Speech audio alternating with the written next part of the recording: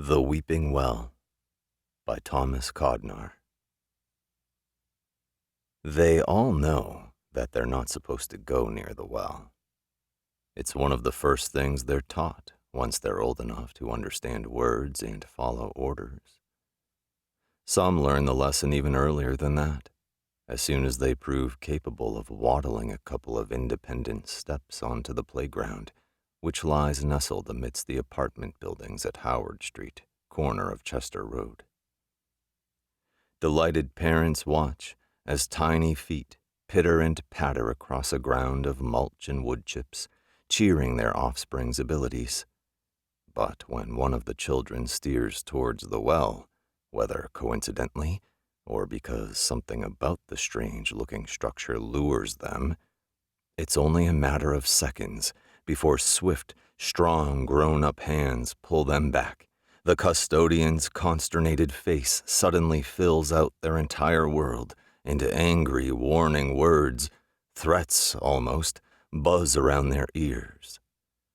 Of these words, the little uns have usually only heard one before, at the very least.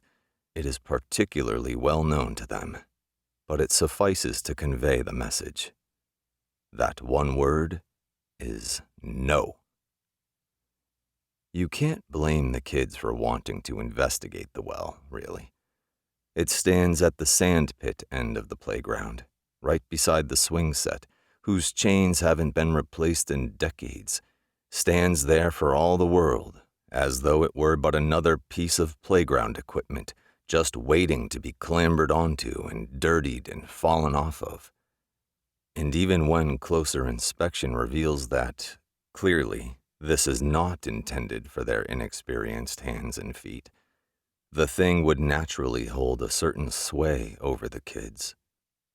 Now, and especially after they've been shouted at for seeking it out, it's no longer a toy.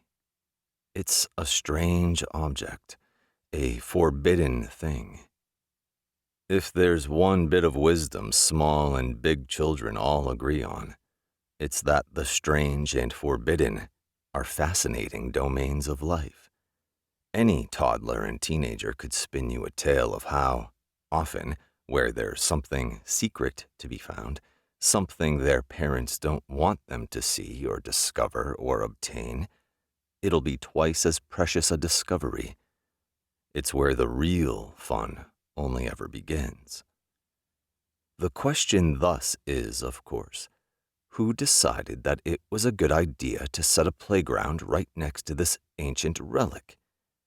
And another interesting item for debate, why hasn't anyone put up a fence around the well yet?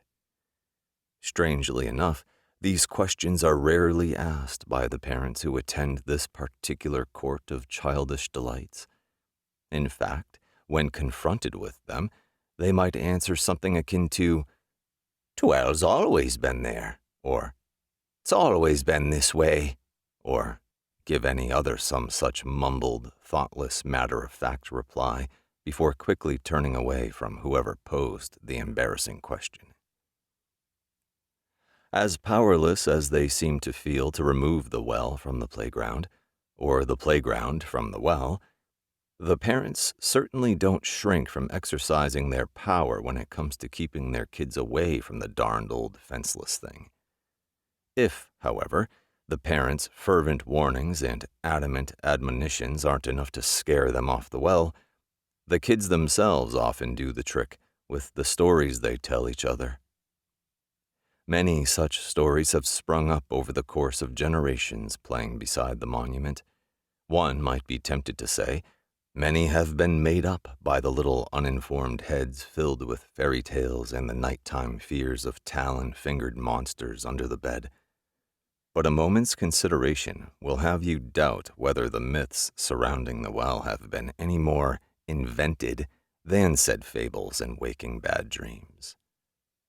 Think back and remember your own childhood fears, and you will see that such tales and terrors aren't made up by any one mind. They come alive all by themselves,